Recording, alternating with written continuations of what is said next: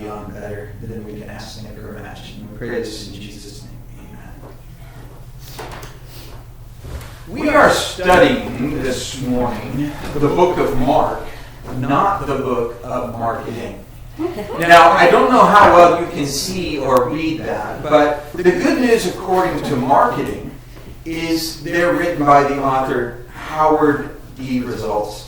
Howard D. Results would be the joke there, and yes, I spent some time this morning coming up with that. But Howard D. Results is definitely somebody that, that would be the question that so many people ask. For a certain message, what's the impact? What are the polls telling us? Did people like that? Did they not like it? Did people click on that ad? Did they not click on that ad? And again, I like marketing and marketers. I have at least two of them in the family, and I've taken a few marketing classes myself. But we live in an age where marketing is what makes a message or makes or breaks a brand, right? And people will say, oh, we need a rebrand, right? We need to just have people have a different image of our company. And so they'll come up with a new logo, they'll come up with a new slogan, they'll come up with maybe even some different ways to break through all of the ads that are out there these days. And so the metrics of marketing are things like click numbers, number of clicks, like how many people actually clicked or downloaded that product or whatever else, and the number of followers or subscribers. If you pick up a couple of new subscribers or a few thousand or a few million as a result of something, then the marketing was successful. And how your product ranks in search engine optimization and search engine results, very, very important these days. And people will even ask that sort of thing. I get lots of marketing emails, just letting you know. And there's really, again, nothing wrong with it unless it messes up the message. And most of what I get sometimes when it relates to spiritual things, because of my, they identify me as a pastor somehow in these things, most of what I get is things that are appealing to marketing, not to Mark. And so when I think about it again, it's the gospel according to Mark this morning, not the gospel according to marketing. And the good news that Mark has is not how are the results. It is it true? And so the question is not how is it popular? What's the most popular way to express these truths? But the quest is for God himself. And so, again, the question in our life should be not does it sell well, but is it true? Not is the ad campaign for Jesus successful, but was it faithful? That's a bigger question and a better question. See, when it comes to the things of God, we're not called to be successful. We are called to be faithful. And I'll say that several times today to make sure everyone, myself included, remember it. But maybe you've seen one of these before, a guest response card. And again, churches use them, all kinds of people use them. Nothing wrong with it in any way, but it's information gathering, right? It's we need to know your birthday, we need to know your anniversary, so we can wish those things to you. Again, an attempt to make it more personal, an attempt to make sure that we're connecting with people on the way that people want to be connected with. So there's even options at the bottom that say, I'm exploring my faith, I'm thinking about church, I don't want to go to church, please don't spam me, all that kind of stuff. Or please do, send me everything, I don't get enough emails, please, mark it to me and stuff like that. And there's all of that there that you can mark. You can say, yeah, this is what I want. I want this degree of interaction. But again, when I think about that, one of the things that bothers me really is when God is viewed as a product, where Jesus is a thing to be promoted in some way. Because really, Jesus is not in desperate need of a rebrand.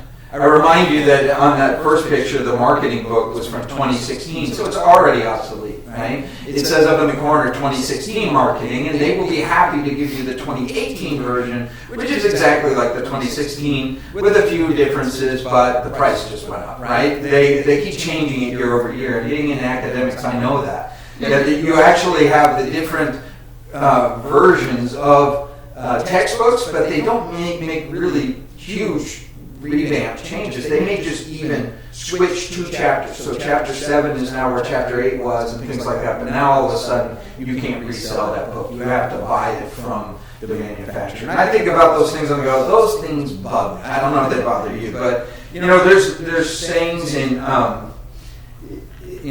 the marketing world or in the sales world where they call it the hard sell, right? The hard sell. I know of a guy who's a great salesperson, but he said ABC, always be closing. No matter what you do, always be closing the sale. Always be trying to figure out what they need and how you can meet that need and how you can monetize it and stuff like that. And I'm like, I don't know. When it comes to the things of God, I think monetization of the message actually messes it up quite a bit. So these are the thoughts that I'll give to you today and think on with you, which is, first of all, we are not responsible for the response of anyone else other than our own. That's a really important thought. I'm not responsible for your response to God. You're not responsible for mine. You are responsible for your response to God. Now, on some level, of course, I have a responsibility to be a good example, all of those things. Those are my response to God. But again, my responsibility kind of leaves off where yours starts, and there's a point where I'm just simply not going to and cannot carry somebody else. I'm not going to put the hard sell on somebody for Jesus. Why? Because Jesus didn't put the hard sell on people for Jesus. He was a guy who said, here's the message. Do with it what you will. Do with it what you want. And so, again, I think of that. I also think about, again, the overarching thought today, which is that we're called to be faithful, not successful. And the definition of those things can matter a lot to somebody. Again, we're not forced or asked to force our faith on another person. If a person doesn't want to believe, that is their right. That is their right, and I don't have a responsibility to show them where all they're wrong. See, when I think about this, it can really influence the way people approach their entire Christian life. We can't expect not to be rejected. We can't expect to be more successful at changing hearts, minds, and lives than Jesus was. See, I've thought about this many times. There are people who did not get changed in the very presence of Jesus physically. He was right there. I mean, you can't find a better salesperson spiritually than Jesus, who knew exactly what he was telling somebody, exactly the truth of it, had been to heaven, came to earth, and said, here's how to get to heaven if you'd like to do it. And then there were people who said, no thanks. In fact, he got a neutral response from many, and he got a negative response from many more. And so I think about that and go, well, who on earth would think that they would be a better spokesperson spiritually than Jesus? Well, I sure don't. So I look at it and go, well, if he expected to get rejected, then I can expect the same. And I don't have to take it personally. See, as we've seen in prior chapters, we'll see it again today in Mark chapter 6, Jesus was not always successful. At least not in that definition. He was not always successful. His message often missed the mark. And there were even people who wanted to market his message and say, well, you need to change it a little. His family would say things like that to him. You're just, that whole thing that you talked about, it really dispersed the crowd. You had until then. It was that third point that really wasn't that great. And so when you think about that, Jesus wasn't always successful. And it bothered even his disciples till they got it. They got the fact that they weren't called to be successful. They were called to be faithful. And so when you think about it, Jesus was not always successful in getting people to receive and believe the truth. In fact, he was not always successful in the moment, and sometimes never, as far as we know, but other times it took time. And the bottom line is, Jesus' first interaction with someone was super negative, and eventually, it says in the book of Acts, that was one of the major spokespeople for it. And then you go, interesting. So that means I don't have to have a one-and-done approach to everybody I meet. Well, if they rejected me today, I guess that's the end of the story. No, it's not the end of the story. I don't know the end of the story. My story may end, and his story keeps going. So this is an amazingly freeing thought for those who take spiritual things seriously, which I hope you do, and I know you do if you're here, because when you look at these things, there's different reasons people would come to it. But I don't think GlassHouse is a marketed church. Right? I mean, but I think it can leave a mark on somebody. I think it can be the thing that has Mark in the forefront, or the gospel according to Mark. And it's not the only place you can do that, and that's what's great about it. But I think about this, a variety of responses. Jesus was not always accepted. Sometimes he resented, rejected, and in the end, as you know, crucified as a criminal. Hardly what the world would consider a great success if you just looked at it in that way. So Jesus wasn't always successful, and you should not expect to be either. But he was always faithful, and even when we're not faithful, he's still faithful. That's what's great. Which means if I fall down on the job, he still gets done. Why? Because Jesus is always faithful. So one of the misnomers I think that people can have, you can get into these kind of thoughts that if I don't share my faith with this person, they won't go to heaven if I don't get the job done. And you're like, well, you know what? Jesus will include us in a process, which is a glorious thing to get to do, to be a co-laborer of his. But don't think anybody is depending on you or me to get the job done. Jesus gets the job done. And so not only were his messages powerful, but his miracles were plentiful. He did things that I don't know that I can really say, hey, come on over, we're going to, heal a couple blind people, and then, hear from the Gospel of Mark, and you go, that would probably draw a crowd. That would be a marketable message. But interesting, isn't it, that Jesus often said, don't tell anyone. Don't tell anyone what I just did. He wasn't the guy looking to up his search engine optimization. He was more often searching for somebody, saying, I would rather interact with you in a very natural way rather than this supernatural, crazy chaos that would follow the circus. And so when you think about it, one might think, only if I could be more like Jesus, I would be more successful, spiritually speaking. Well, again, substitute the word. If I could only be more like Jesus, I'd be more faithful, spiritually speaking. And I might have success, or I might not. I could convince my coworkers, yes, if I was just more articulate, or I knew more Bible. Well, Jesus knew a lot of Bible, but he didn't convince all his coworkers, did he? He didn't convince his brothers and sisters. Or, for that matter, even Mother Mary was a little bit confused by him along the way. So you think about it, his neighbors didn't all come to faith. And in fact, some of the people who lived the closest to him were the people most likely to reject him. That's all the things we'll see right here in this chapter. So I could quote the whole Bible from memory and still not be successful in converting a soul. Because even Jesus was not always successful in converting a soul. If I could just do a few miracles, then everyone would believe me. Well, you would think. But then you would know better if you do the gospel according to Mark, because certainly it's a good and godly goal to be like Jesus. But to be like Jesus is to get ready for rejection on some level. And even Jesus himself, again, had people walk away from him unchanged. But I think this is worthy of note. He did not chase them and try to change them. He did not grab them by the ankle and say, wait, we're offering a special today. Only half of the sacrifice that I just mentioned, or whatever. 50% off all suffering, or something like that. He didn't say that. He didn't say it. He didn't do it. And so I find, again, a tremendous amount of freedom from that observation as a pastor. Because pastors are people too, right? Except sometimes because they're a professional. People say, like, you pray, you're the professional. You pray for healing, it'll happen. That kind of stuff. And you go, what? I mean, like, I don't have the red phone. I have the same phone, except my screen's cracked. I can't even fix my cracked screen. How much more can I fix somebody's life? But it's changing my life. This is what I know. Again, what's the response and responsibility? Well, I'm not responsible for your response, but I'm responsible for mine. So that's great. I can respond to this truth and live differently. So what a great thought that is. What a great moment that is when I realize it, right? And so for you to realize it too, that I'm not a professional and you're not an amateur. Nobody's a professional follower of Christ. We're professing faith, but we're not professionals at faith. There is no such thing. We're all amateurs at this stuff. And so I can't be expecting to be more successful than Jesus was.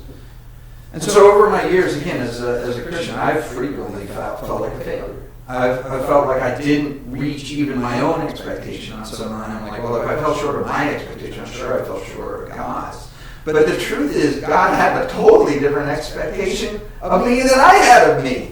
Or really maybe anyone else. Because Jesus did leave us with a mission, right? Go into all the world and make disciples. Talk about a mission statement sure to make you feel like a failure. Go into all the world? Man, I haven't even visited all 50 states yet. You know, what do you mean go into all the world? I'm supposed to do this, me? And make disciples of people? I can't even make a decision for what for lunch. You know, and you think about the Great Commission, as they call it. That is a Great Commission. And you might be on it in your mind and say, well, I've tried. I've tried until I failed, and then I stopped trying. I see the world in such desperate need, and I see how big it is and how big the problems are, and I say, well, there's no way I could fail at that. I mean, no way I could succeed. But God sees it differently. He says, there's no way you can fail at that. Because if you're faithful to do that, you are successful in my eyes. If you go into all your world, however big your world is, if your world is 4 blocks square, go into that world and make disciples. What is it to make disciples? It's simply to be the example that Jesus was wherever you are, and teach them, reach them, share your life with them. If you want to have an impact, if you want to have an influence, you can start there. And so I, like anyone, I think, want to see families flourish and hurts healed and all kinds of great things happen and turned around stuff. And I have listened to many messages in my life, and some of them pump me up for the moment and then pop me later. Because when I thought about it, I'm like, man, after the hype is over, you know, it was like, we're all going to be world changers. We're going to walk out this door and the entire world is going to come to Jesus. And you're like, yeah! And then they didn't. And you go, man, I must be a failure. You know, were you faithful?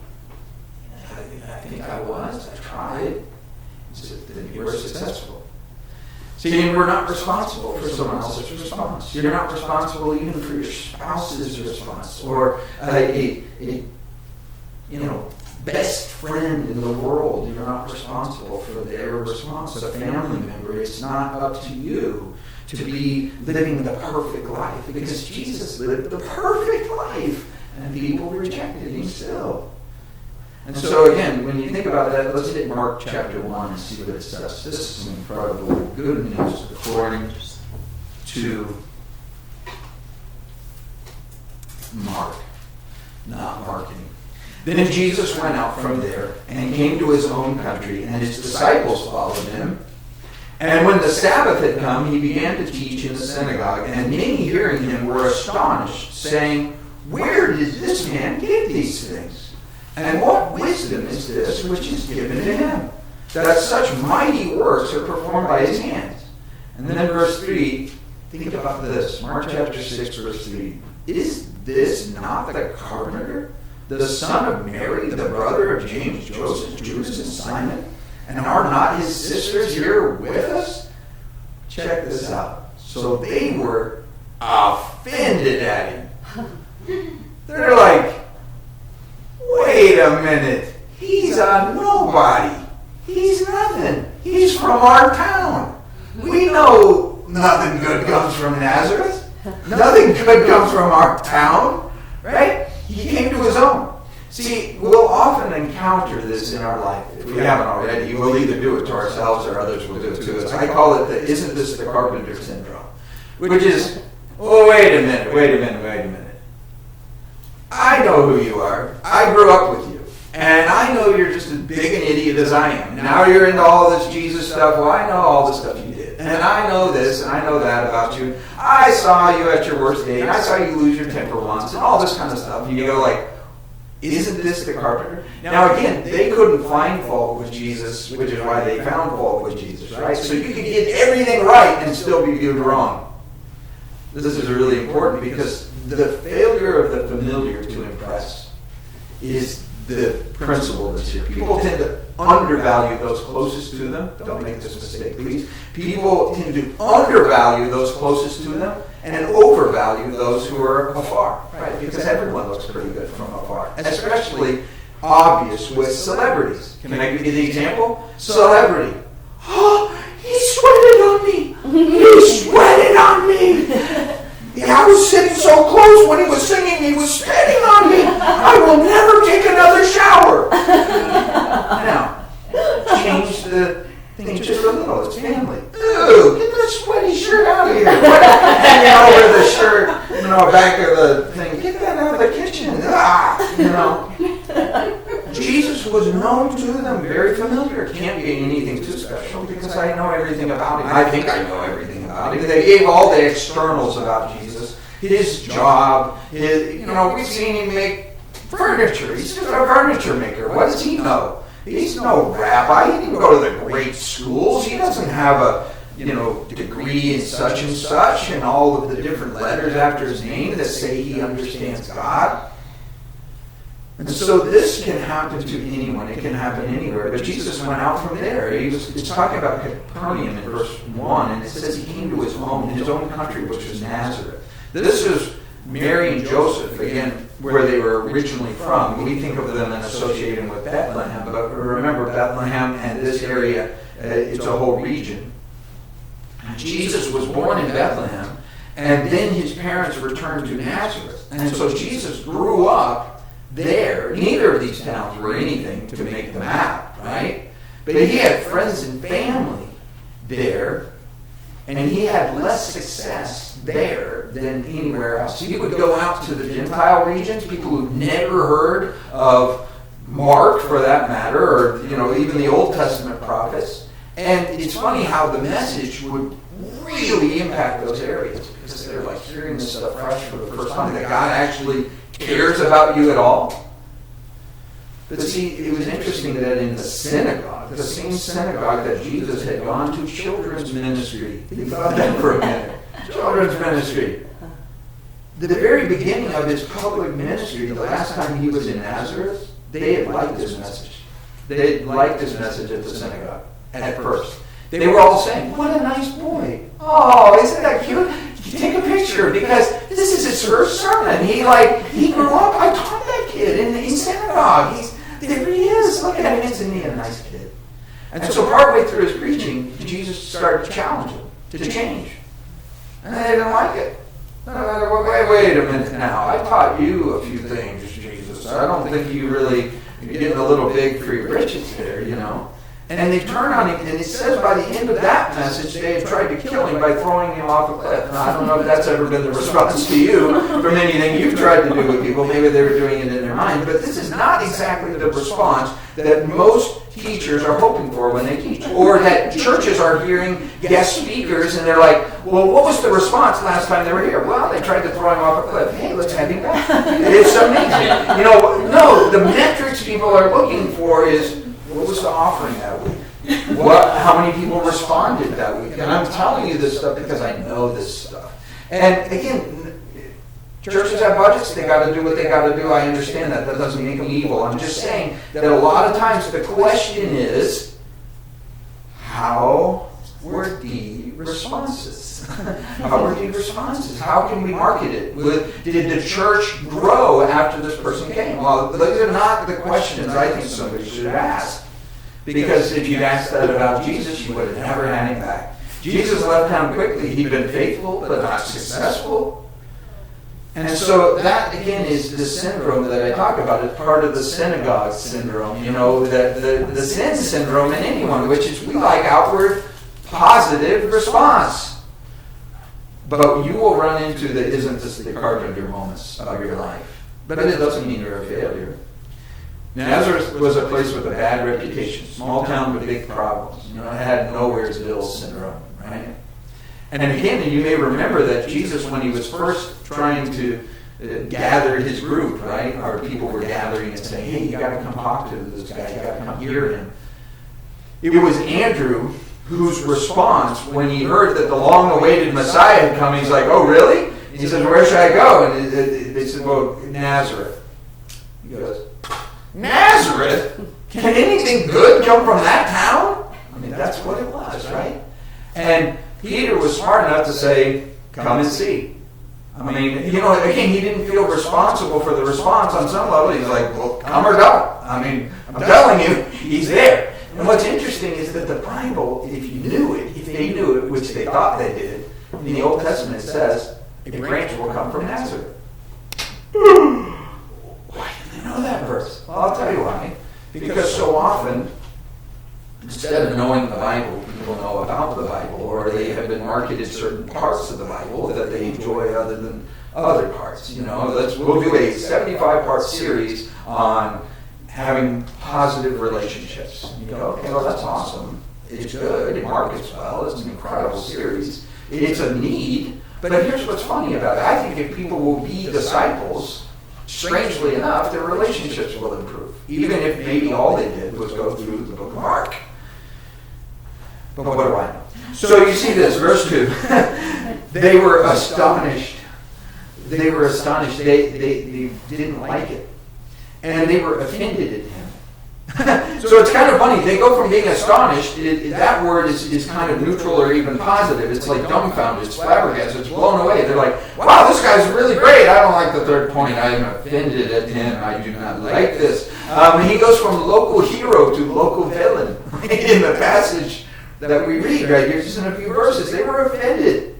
It seems like a strange combination, but you'll see it, you'll experience it if you ever come across it. Isn't this the carpenter syndrome? Isn't this the son of Mary?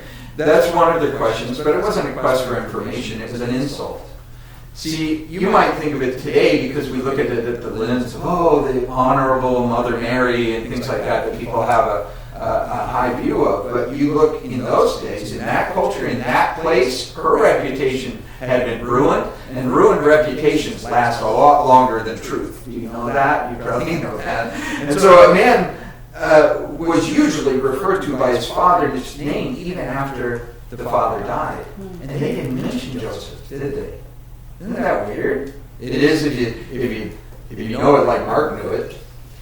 The father, if he wasn't known, well, you would refer to a boy by the mother's name. Oh, that's Mary's son there. We don't really know that that is. Yeah.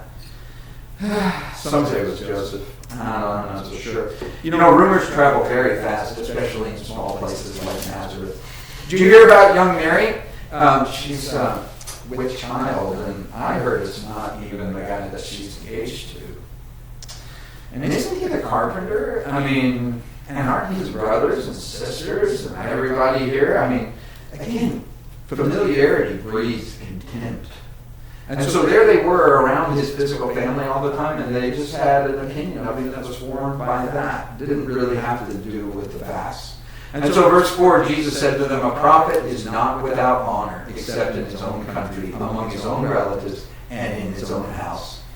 And look at verse 5. He could do no mighty work there, except that he laid his hands on a few sick people and healed them. Yeah, that's no big deal. I couldn't really do the big stuff, only heal a few sick people. Yeah, I do that too. And he marveled because of their unbelief. Verse 6, then he went about the villages in a circuit teaching. Notice he left that place and he went somewhere else. I think it's really interesting. He could do no mighty work there except heal a few people.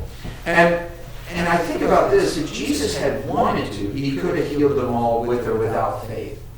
But what would be the point of that, really? If you're physically focused, and I understand that suffering, just taking away suffering in any capacity is probably a positive thing. But a lot of times suffering is the very thing that brings a person to the knees of their need, the reality of what it is they're really lacking, which is you're not lacking physical health, you're lacking spiritual health. That's the one that really matters long after all of this. And that was the message Jesus repeatedly brought. So he would always do healings, but those healings were mixed with teachings every time. Notice it says he went in a circuit teaching. He was trying to teach people that, hey, there's something more than just healing your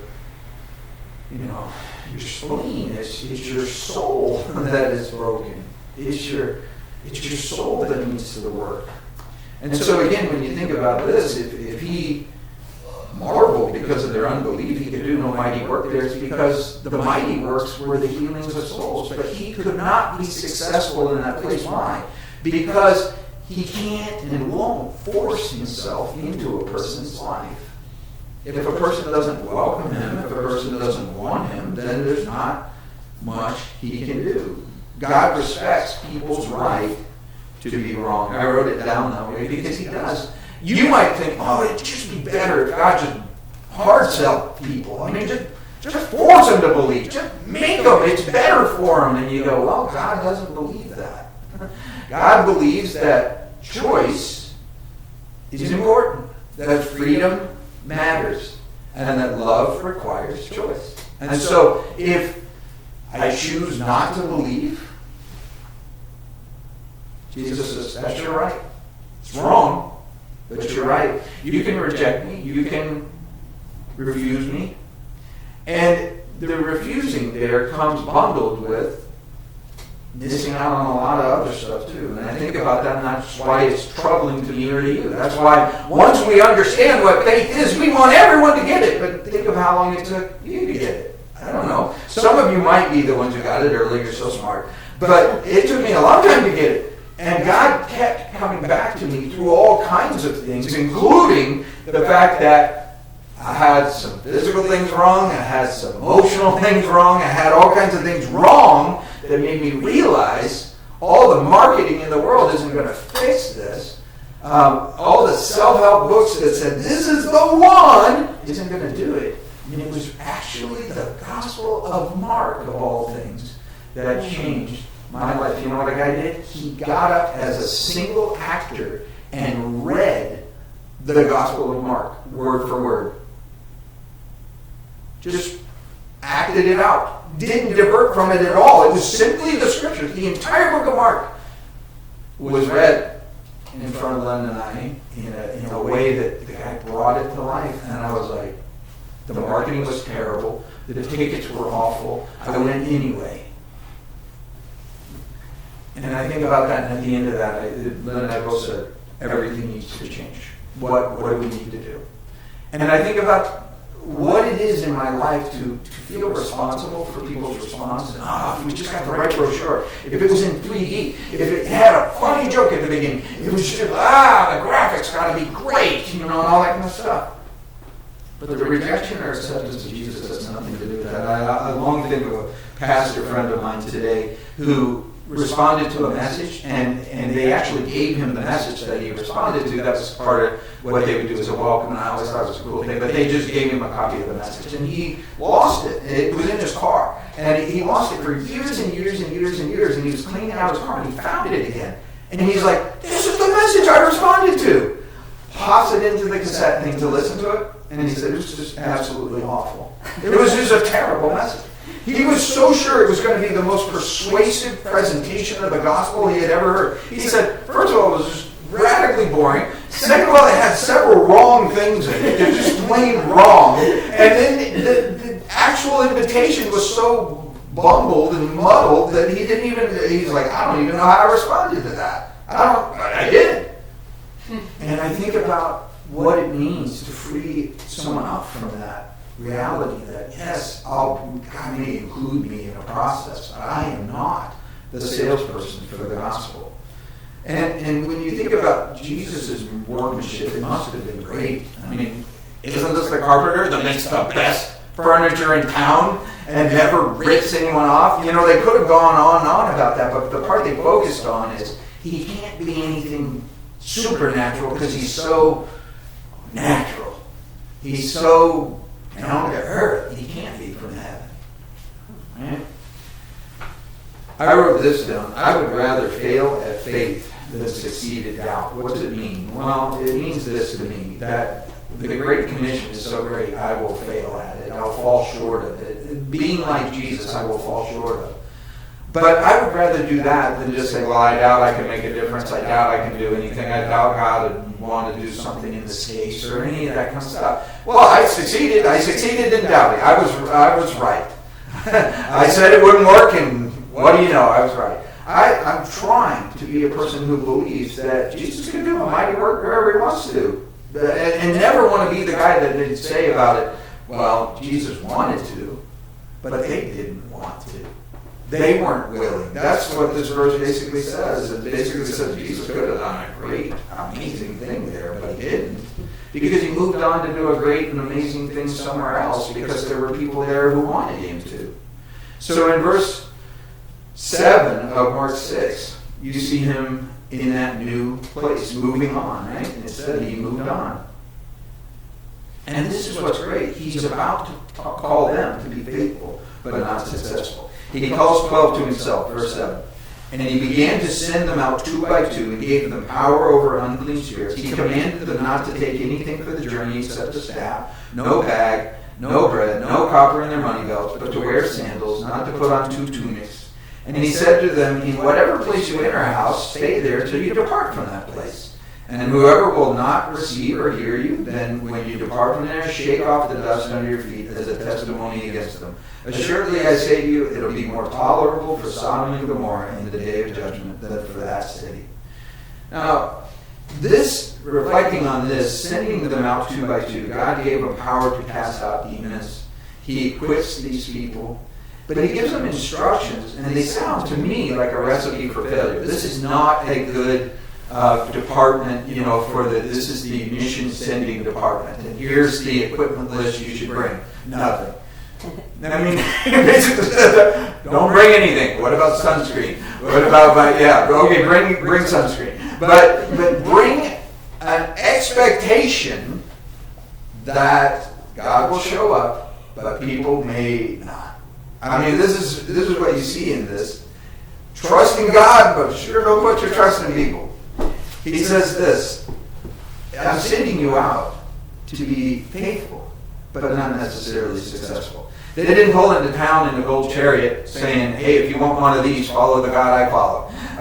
If you want to do that, you could certainly get a crowd around that idea, but that would not be the gospel according to Mark. It was not relying on your physical abilities. Traveling light, trusting the Lord. You see, no bag. The bag was actually a beggar's bag, is what that was. That was the collection idea. That was the thing of him saying, hey, go fund me and all that stuff. Again, not down on that. But you realize that so often that's what he's saying is that people will go out, and before they're even going out, they want to be successful before they go out. I read things that talk about how to successfully plant a church. And it's the opposite of what we did. It's the opposite of what we did. And they say, what is happening to you now is what will happen, which is only a few people will come. You go, you got to get your team together. You got to get everything in place. You got to get all your benefactors. You got to get all this stuff, and then you go out. And you go, well, I don't know. Maybe. If you want to be successful, yes. But this is a thought that Jesus, he modifies it later, and I'll accept that as a balance. Later he tells them, you know what, come to think of it, things are getting pretty hostile out there. You might want to take a lunch bag, and things like that. And in the second time he sends them out after his resurrection, he changes the equipment list. But the point remains the same. He says, you'll go some places and they'll love it. You'll go some places and they'll hate it, but don't change it. Let it change them, don't let them change it. Don't let the message get messed up just because people don't always like it. And when you and I can't do what they did here, which is shake it off. That's what he told them to do. He says, shake it off.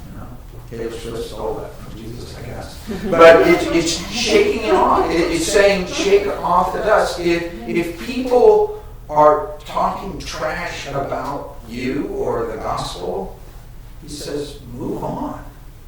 Move on. You don't need to get stuck in this thing. I'm responsible for whether or not they accept it. I've got to get a success here. I've got to get to a closing of this thing. He says, you know what? Walk on. Walk on and talk on in another spot. God will deal with that place. And he says, and if that place or that person doesn't respond, they'll deal with God on that, not with you. It won't be their rejection of you. And verse 12 says, they went out and preached that people should repent. And they cast out demons and anointed with oil many who were sick and healed them. And we see from these two verses that they were faithful, and actually reasonable success came with it too. And they preached that people should repent. If you're not familiar enough with that word, repent means a change of mind, a change of heart, a change of direction. So it's a message of change. It's a change message. Most people don't like change. They actually don't. People are very change resistant, myself included sometimes. But this is what I wrote down for it, which is repentance doesn't always sell well, but it always works well. This is not snake oil, folks. This is not a well-marketed product that doesn't work. This is a product that definitely works. It's just hard to market. It's a little bit hard to market. You need to change. You're wrong, and God's right. You're a sinner, and you need to stop that and to go the other way. That's just, wait a minute. What I want is to keep being me and doing things my way, but I want God to kind of bless my direction, if I could put it that way, without having to change it.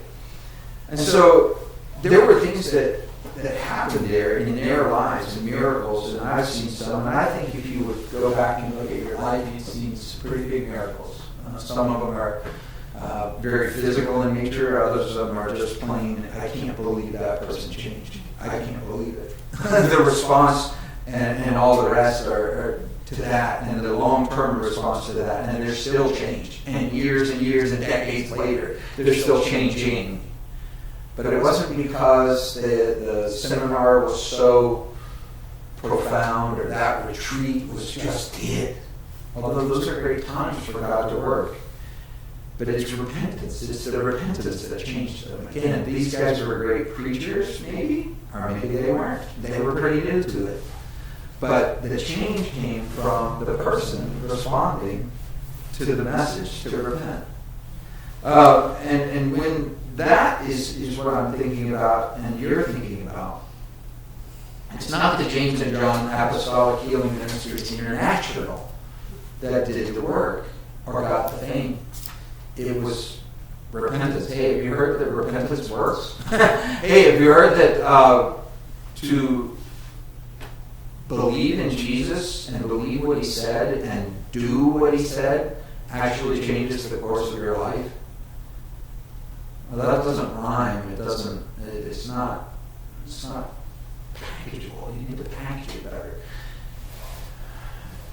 Verse 14, Herod heard of him, and his name had become well known. His name, Jesus' name, became well known. And he said, John the Baptist is risen from the dead, and therefore these powers are at work in him. We get introduced to King Herod here, and this is going to make lots of sense to you in the book as soon as you see it. Others said this is Elijah. And others said it's the prophet, or one like the prophets. Again, obviously, John the Baptist had a very serious branding problem. Nobody really knew who he was, and he'd been dead for a very short time, and people already were very confused. They said Elijah's getting the credit for John the Baptist, or he's like this, and nobody really knew. So the marketing team definitely needed to improve some stuff here. But you see verse 16, Herod heard, he said, no, this is John. I beheaded him. He's back from the dead. Which was actually the right story. Herod hears the words and works of Jesus, and he comes to the conclusion that Jesus is John the Baptist back from the dead. Right? He killed John the Baptist, and he says, this guy who's doing crazy stuff, he's coming back to haunt me, he's coming back to get me. And for the next 3 verses, Mark takes what I think some might think is a lengthy detour. It's kind of digression, right? It's not really, again, finely packaged, or here's the 3 points, and they make a lot of sense. But sometimes you have to wrestle with God's word. You have to get in there and think about it some. It's not all right on the surface to just go, yes, so easy. Copycat. Right?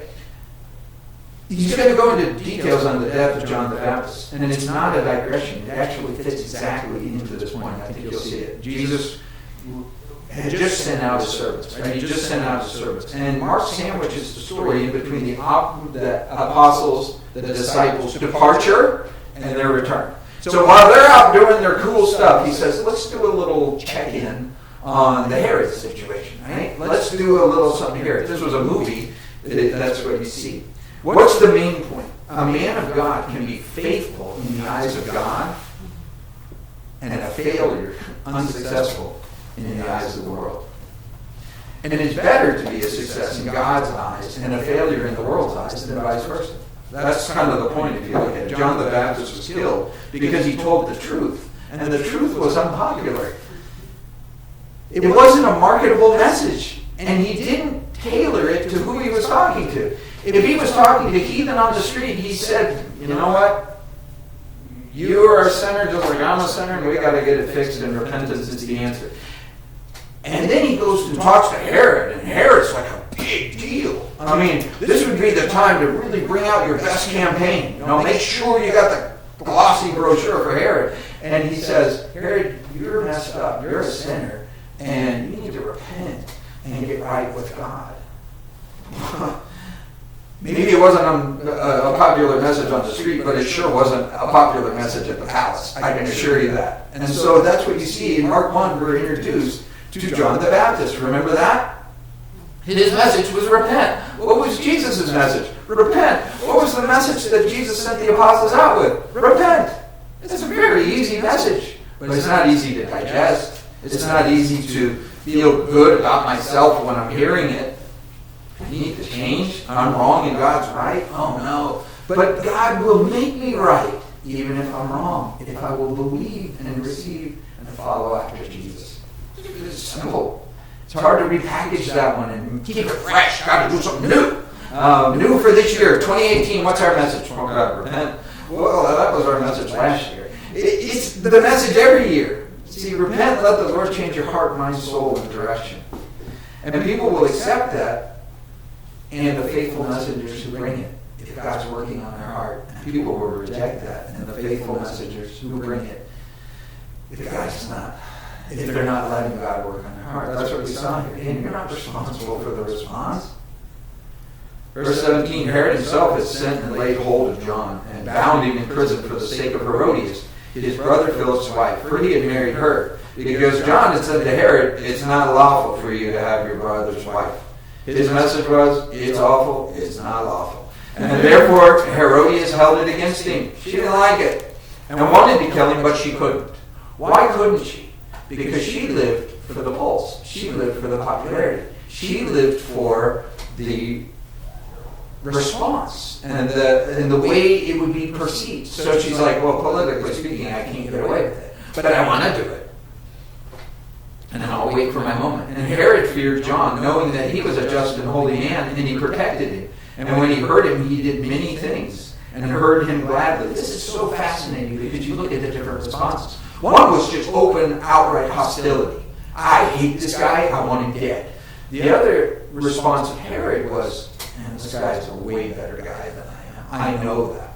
He's truth-telling, he's not afraid of people, he doesn't care what the most popular thought is, and he admired him. Herod was like, I admire a guy like that. I want to listen to a guy like that. I love these things he does. I mean, I just never met an honest guy my whole life. I don't want to kill him, but I sure don't want to kill me either. I don't want to change who I am and be more like him. I don't.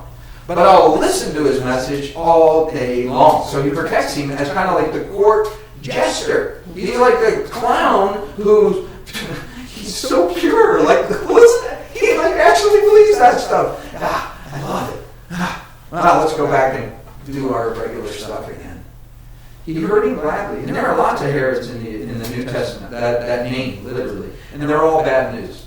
They would have made a very popular reality TV show if such thing existed. You know, they would tune in this week and see what the Herods are doing now. You know, the horrible Herods, you know, and they had a half-brother. He had a half-brother, Philip, and Herodias was their niece, and Philip married Herodias first, and then Herod divorced his wife and convinced Herodias to divorce Philip and marry him, and you're like, I can't keep track of it. Neither could they. They just, whatever. You know, we're just all one big dysfunctional family. And John the Baptist was a man who feared no one but God. He had a message. Nothing was going to mess with that message. And he wasn't afraid to tell the truth to Herod. He said, you're in sin. You need to repent. God can make it right. You've made it wrong, but God can untie even this mess. He can do it, but you have to repent. And when you think about what it means, as we said today many times, John was everything Herod wasn't. He was everything Herod was. He was faithful.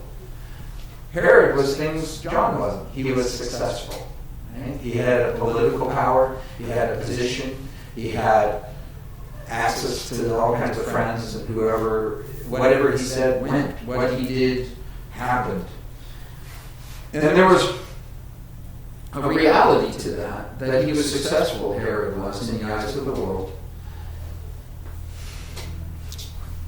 But he wasn't faithful, and I don't know who you'd rather be. Would you rather be Herod, who had power on earth, or would you rather be John the Baptist, who had very little power on earth, even though he knew Jesus and was related to him physically? But he was on the bad end of this deal, kind of, from a worldly perspective, right? John had all kinds of power, but he didn't have the power to save his own neck. You look at verse 21, an opportune day came when Herod on his birthday gave feasts for his nobles, the high officers, the chief men of Galilee. And when Herodias' daughter herself came in, so now it's his wife's daughter, came in and danced and pleased Herod and those who sat with him, the king said to the girl, "Ask me whatever you want, I'll give it to you." And he also swore to her, "Whatever you ask me, I'll give it to you up to half my kingdom." And so you see this opportunity day. It's his birthday, right? And this becomes John's execution day. Very interesting. But there's a huge feast, right? All the successful people of the region were there. It says nobles and high officers. All the bigwigs, right? Chief men of Galilee. And Herodias' daughter does this dance. Now don't get the idea that it was like a little happy dance, right? It was a dirty dance, right? That's the idea. She wasn't tap dancing out there. And Herod makes this boast, and you know that he was toasty as he could be. "I'll give you whatever you want," and he's looking so cool in front of all his friends while his daughter dances in front of him and pleases them all, And she goes out and says to her mom, "What should I ask?" Verse 24. And she says, "The head of John the Baptist." And she comes back in with haste to the king, Herod, and says, "I want you to give me at once the head of John the Baptist on a platter." Now this is a disgusting thing. I'm not going to elaborate on it, but don't just kill him. Bring him into the feast and bring his head on a party platter. That's what I want. And then the king was exceedingly sorry, it says in verse 26, because of the oaths, because of who sat with him. He didn't want to refuse her. Notice that. Who sat with him? He's like, peer pressure. You would think if you're important, you don't have peer pressure, but all you have is more important peer pressure. So he didn't want to refuse her. Immediately the king sent an executioner and commanded his head to be brought, and he went, beheaded him in prison, brought the head on a platter, gave it to the girl, and the girl gave it to her mother. So he was greatly grieved at this moment. He was really sorry, but he wasn't repentant. Repentant is a different thing. Repent is, look, I don't care if you guys throw me out and cut my head off. I'm not doing that. That's the wrong thing to do. But he didn't do it. He did not have the capacity to go against the crowd. He did not have the capacity to go against the majority. And the majority ruled in his life. And if you are a person, prone to marketing, the majority will rule. Well, other people say it's the right thing. Everybody's doing it. This is really popular right now. Trending is, and you're like, well, okay, those are all interesting thoughts, but maybe it would have been a good day to have some bad marketing, but some good movement in his life, a real change. Herod saved face, John lost his head. And I want you to think about this, because he was in prison for being faithful. John the Baptist was in prison for being faithful. And Herod was in the palace in spite of not being faithful. So don't be so enamored, self and others, with where someone is physically in life. It has nothing to do, very little to do, with what somebody's really about when they're with God. He was in prison, again, for being faithful. He did what God told him to do. He preached the message. He lived a life of integrity. He reached many. But he didn't reach Herodias. He didn't reach Herod, apparently, in spite of the fact that the guy recognized him as righteous, loved to listen to him, and loved to book him week after week as my regular advisor. But I just don't do what he says. And I like this because God moved John on, didn't he? Moving on. John's doing way better after this moment. And at one point, John's ministry was really growing. But right before he was put in prison, the crowds that had once followed John began to follow Jesus instead. And one of Jesus' disciples complained to John, actually. You may remember this. He said, "You're losing your crowd. Jesus is stealing your numbers. You know, his numbers are up and our numbers are down. And we got to do something about it." He said, "Do something about it. Go follow him. That's the whole reason I came." And I love his humility because he says, "I must decrease, he must increase." And I know a lot of people who don't understand the fulcrum there very well because they think, I can increase and God can increase too. And I don't think that usually happens. People either go away talking about how great God is or how great that guest was. But rarely do they talk about both. See, I think about this. God called me to be faithful, not successful. And I hope, in the process of that, whatever God calls me to be, that in the decrease of my life, there's an increase of his life. And whether somebody sees that as a positive movement, it's a movement to me. Verse 29, his disciples heard of it. They came and took away the corpse and laid it in a tomb. And the passage of John's death is a flashback here, but it's a foreshadowing of what will happen to Jesus. Right? Jesus will be rejected too. It's the message that people reject. It's not the messenger so much. You can put that in the nicest package, but repent is still something most people don't want to do. And riding the wave of popularity is wonderful, but you drown in it too. And Jesus has called his faithful servants to do just that. Just be faithful. Sometimes there will be a big group of people out to hear it, and a lot of people will respond, and a lot of things will happen. And I've been involved in those things, and they're glorious because they're real. Things aren't just right because they're small and wrong because they're big. They're not, because Jesus did big things. I mean, there were times where thousands and thousands and thousands of people repented and really responded. But one of the interesting things is a lot of times in some of the greatest responses, the messenger was actually taken away soon after. I mean, I think about the time where you had Philip sent out into the desert to speak with the Ethiopian eunuch, and it says the man responded, said, "Well, why can't I be baptized?" And he said, "Well, you can if you believe," and he does. And it's like I can picture the guy saying, "I have one more question. Where did that guy go?" It's just Philip was taken by God away onto another thing. Because if it's a response that depends on Philip, well, then Philip's got to do all the follow-up. Philip, where's your follow-up? Where's your new believers ministry? Where's the growth track? Where's all these things? I'm not against those things, but notice he didn't have one. His growth track was he went back changed by the Jesus he had connected with. And that's an amazing thought to me. It takes all the pressure off and leaves all the pleasure of being involved with God's word wherever we go. So we ought to look like him. We ought to practice what he preached. We ought to be like Jesus, like John was. But don't think that it won't end in some difficult ways sometimes. You look at this. Jesus wasn't the one who needed a makeover. John wasn't the one who needed a rebrand. Right? It was all the people that they were talking to who needed the change. It's not Jesus who needs to change. We don't need to update him. We don't need to make him more palatable, more marketable. He is going to upset and offend people today just like he did then. Now, I don't want to upset and offend people needlessly. There are times when people think they're doing God's work by offending people on purpose, right?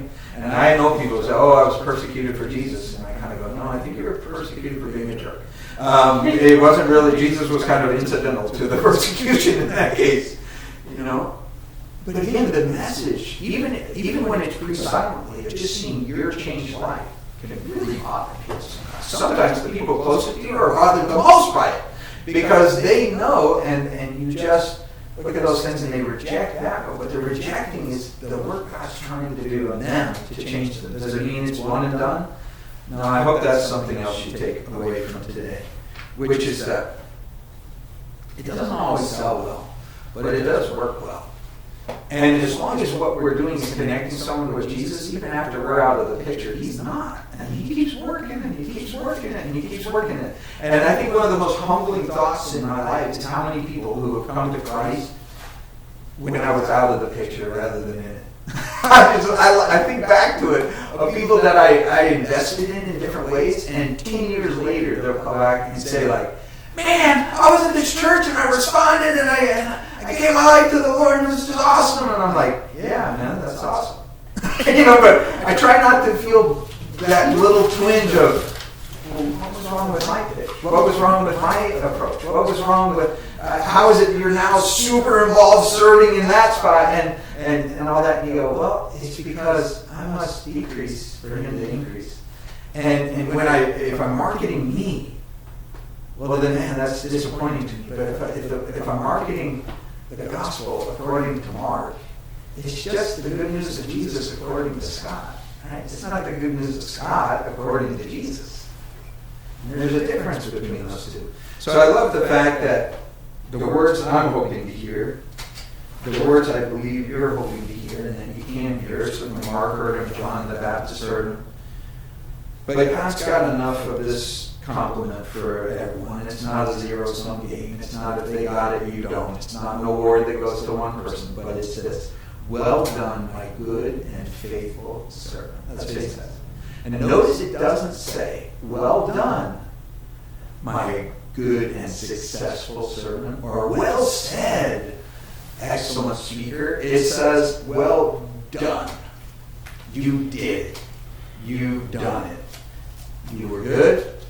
You weren't great, but you were good. And you were faithful. And that is, in God's eyes, success. So God, we ask that we would have the freedom and the lightness of heart that comes from knowing that you'll involve us in stuff. You send us out just like you sent them out. And you give us power to change in our own life. But that means on some level we don't have the power to change every life or even in a given life. You have that power. And we carry a message, and some will love it and love us because of it, and others will hate it and will reject us because of it.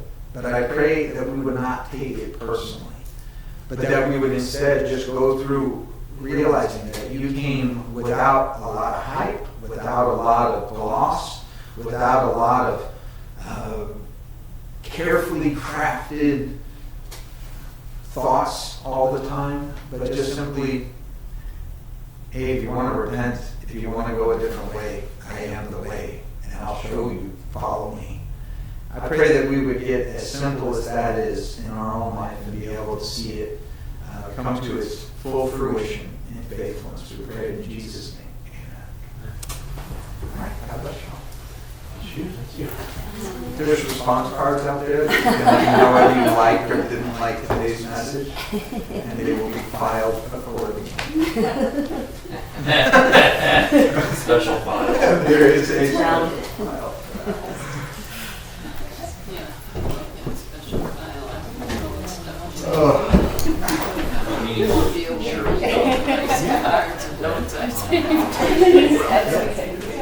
For a lot of reasons, I didn't. Oh, really? Oh, no. It was my first campsite. Oh, no. So I remember laying in the drink. Oh, my gosh. That's very It's We recovered June fine. 18th. There was a guy in a motor boat. Yeah. Yeah. So, We were concerned about we can do a water baptism. Oh, my gosh. That's amazing. But yeah.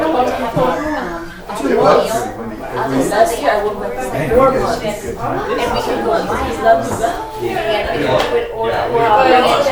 I would have been. I'll be in charge. The first